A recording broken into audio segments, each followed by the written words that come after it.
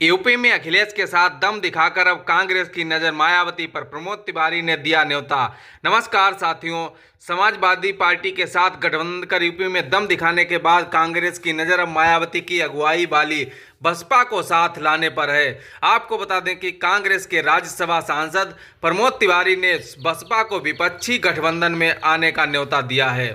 इतना ही नहीं, कांग्रेस क्यों चाहती है कि बहुजन समाज पार्टी भी गठबंधन में आए। आपको बता दें कि लोकसभा चुनाव में कांग्रेस और समाजवादी पार्टी के गठबंधन ने सीटों के लिहाज से सबसे बड़े राज्य उत्तर प्रदेश में दम दिखाया।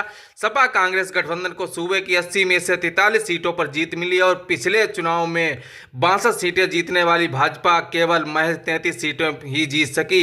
बीजेपी की अगुवाई वाले राष्ट्रीय जनतांत्रिक गठबंधन एनडीए की बात करें तो उसे कुल 36 सीटों से ही संतोष करना पड़ा। यूपी में सपा के साथ गठबंधन कर दम दिखाने के बाद कांग्रेस की नजर अब बसपा सुप्रीमो मायावती पर है।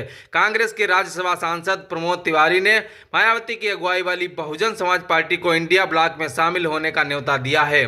प्रमोद तिवारी ने लोकसभा चुनाव का जिक्र करते हुए कहा कि अगर बसपा प्रमुख मायावती महागठबंधन के साथ रही होती तो यूपी का रिजल्ट कुछ और होता।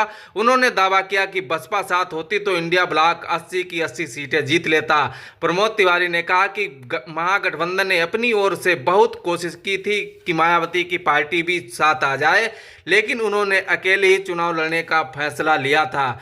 वहीं आपको बता दें कि उन्होंने ये भी कहा कि हम हाथ पर गिनकर बता सकते हैं कि बसपा अगर हमारे साथ होती तो 16 सीटों पर नतीजे बदल जाते। जिन सीटों पर हम हारे हैं उन सीटों पर बसपा के उम्मीदवार इतना वोट पा गए जितने मिल जाने पर हम जीत सकते थे।